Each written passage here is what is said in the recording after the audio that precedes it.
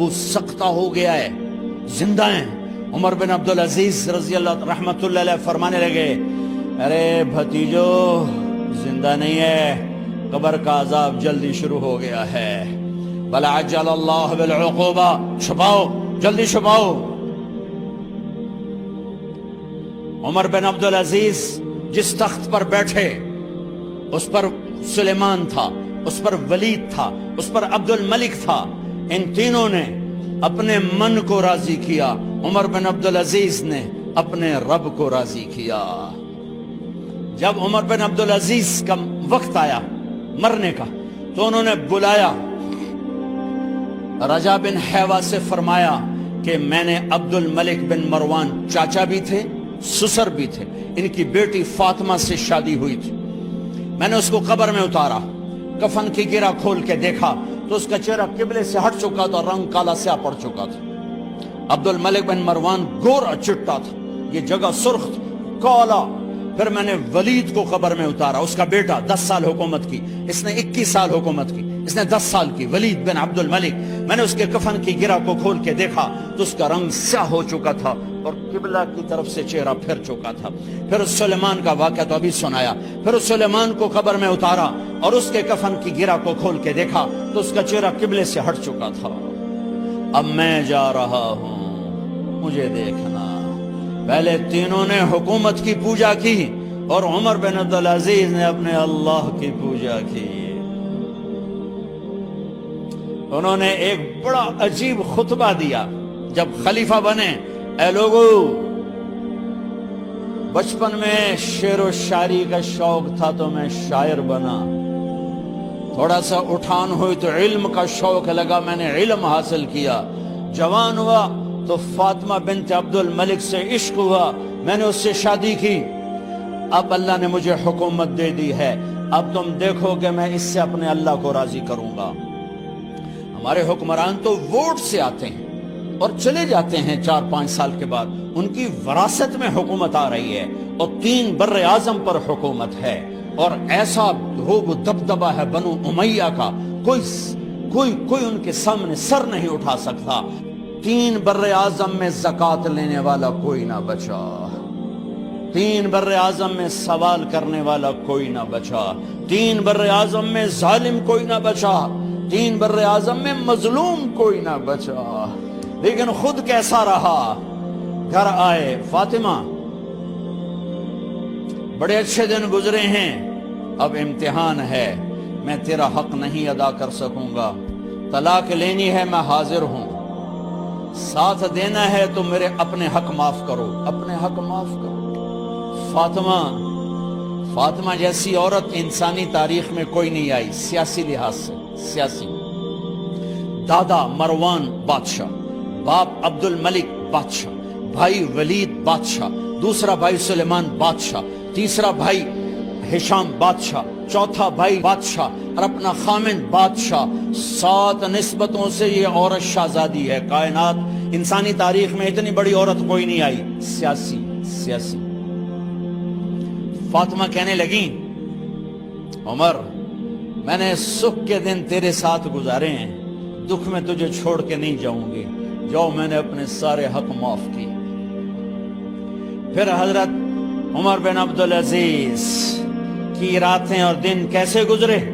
مصلے پہ بیٹھتے اور روتے وہیں سو جاتے اور روتے وہیں سے اٹھتے، پر 3 بر اعظم میں ظالم کوئی نہ بچا، مظلوم کوئی نہ بچا، زکوٰۃ لینے والا کوئی نہ بچا، اپنی حکومت کو اللہ کی رضا کے لیے استعمال کیا۔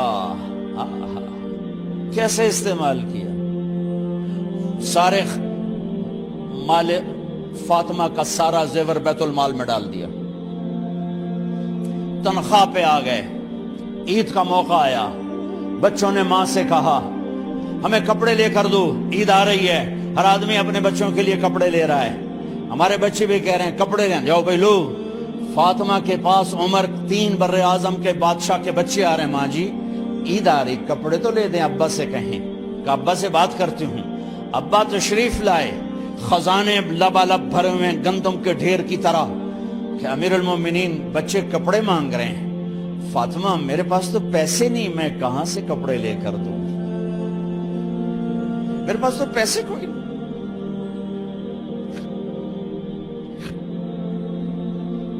حضرت فاطمہ نے کہا پھر بچوں کا کیا کروں؟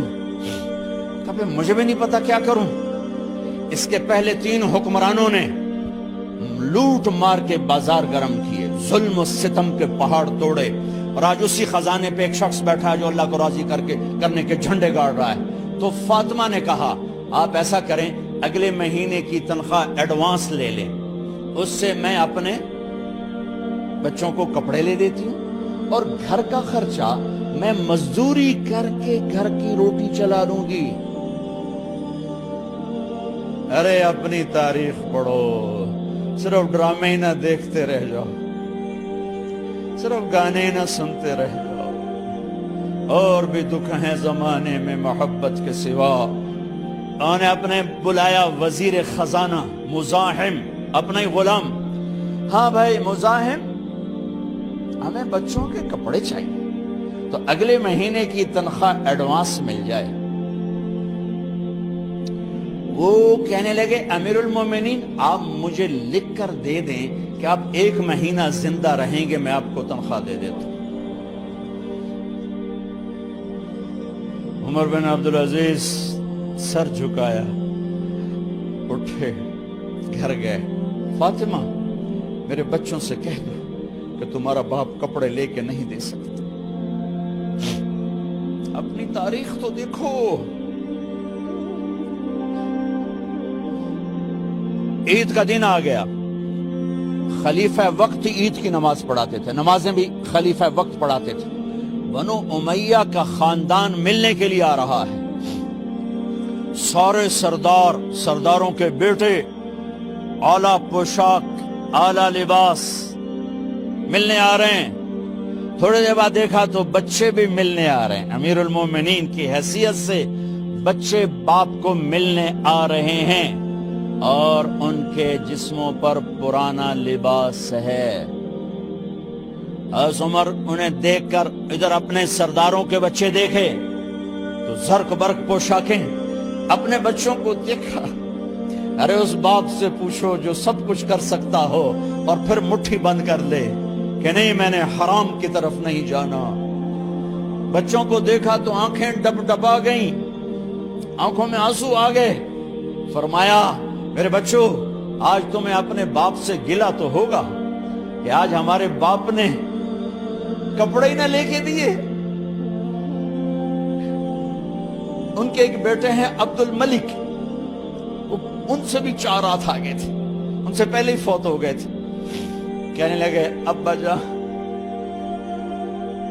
آپ کو مبارک،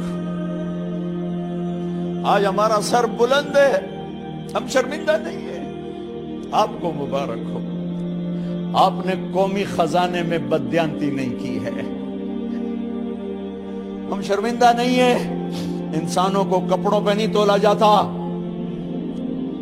آج کا میرا دیس کا مالدار اتنا فقیر ہو گیا ہے، اتنا چھوٹا ہو گیا ہے کہ وہ اپنا تعارف کروانے کے لیے 50 لاکھ کی گھڑی لیتا ہے، 6 لاکھ کا جوتا لیتا ہے. آج کی بیگم اتنی چھوٹی ہو گئی ہے کہ اپنے قد کو بڑا کرنے کے لیے وہ 10 لاکھ کا ہینڈ بیگ لیتی ہے کہ دیکھو میرا بیگ 10 لاکھ کا ہے. ارے میری بہن تو 10 ٹکے کی بھی نہیں رہی اگر تو نے بیگ سے اپنے آپ کو بڑا بنایا. او میرے دوست تو 2 ٹکے کا نہیں ہے اگر تو 10 لاکھ کے جوتے اور 50 لاکھ کی گھڑی سے اگر تو بڑا بننا چاہتا ہے. ارے اس دھوکے سے نکلو.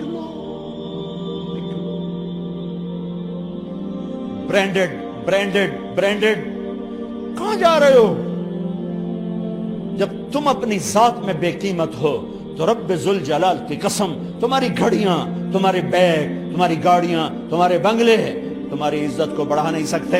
ابا جان آج ہم خوشی سے بلند ہیں کہ ہمارے باپ نے بددیانتی نہیں کی.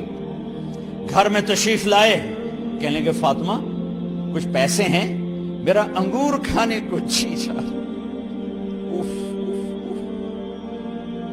بس فاطمہ رونے لگی. فرمایا امیر المومنین خزانہ تو بھرا پڑا ہے، 1 درم کا بھی تیرا حق نہیں ہے کہ تو 1 درم لے کے انگور خرید لے. تو تڑپ اٹھے، فاطمہ میں جہنم نہیں برداشت کر سکتا۔ او میرے بھائیو، جو دن رات سود میں پھنس چکے ہو، جو دن رات جوے شراب میں پھنس چکے ہو، کیسے اللہ کے سامنے سرخرو ہو کر کھڑے ہو گے؟ ایک رات گھر میں تشریف لائے، بچیاں بیٹیاں، منہ پہ ہاتھ، کپڑا رکھا، دوپٹہ رکھا منہ پہ، اور بات کریں۔ آپ نے پوچھا ارے کیا ہوا تمہیں، یہ منہ پہ کپڑا کیوں رکھتی ہو؟ تو خاموش ہو گئی، لیکن گھر کی خادمہ رو پڑی، کہا امیر المومنین آج آپ کی بیٹیوں نے کچا پیاز توڑ کے اس سے روٹی کھائی، سالن کھائی، اور میرے آج کا تاجر کہتا ہے جھوٹ نہ بولوں تو کاروبار کیسے، میرا افسر کہتا ہے رشوت نہ لوں تو گزارا کیسے کروں۔ تو عمر بن عبدالعزیز پھس پہ ہچکیوں کے ساتھ روئے کہ میری بچیوں میں تمہیں بڑے اچھے کھانے کھلا سکتا ہوں، پر میں جہنم کی آگ برداشت نہیں کر سکتا۔ بھائیو، اس بندے نے اپنے آپ کو ذبح کر دی، اللہ کو راضی کرنے کے لیے ذبح کر دی، اپنے ذات کو، اپنے جذبات کو، اپنے احساسات کو۔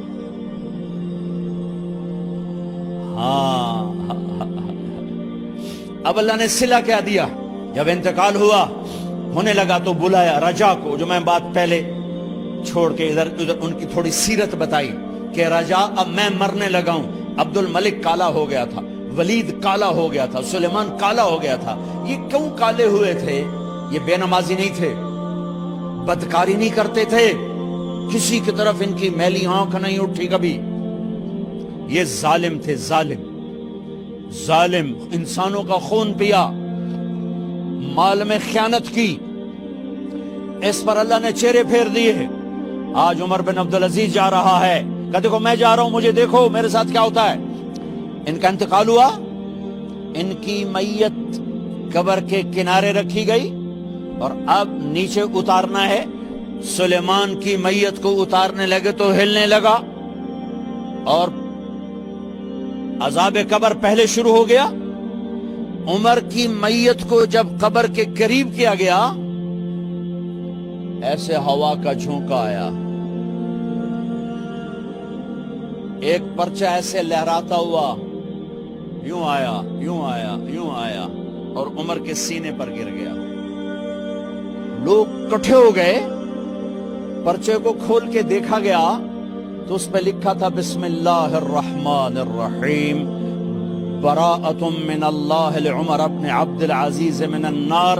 یہ پروانہ ہے اللہ کی طرف سے اس کے بندے عمر کے لیے کہ اسے جہنم سے نجات کی خوشخبری سنا دی جائے۔ آہا، مرنا ہو تو یوں مرو، اللہ ایسی موت دے دے۔ کہتے ہیں پھر میں نے ان کو قبر میں اتارا، جب قبر میں اتارا تو کیا دیکھا؟ میں نے کفن کی گرہ کھولی تو چہرہ قبلے کی طرف، اور یوں لگا جیسے 14ویں رات کا چاند قبر میں اتر آیا ہو۔ اور آخری بات کرتا ہوں، میرے بھائیوں بہنوں، اپنے اللہ سے صلح کر لو، اپنے اللہ سے صلح کر لو۔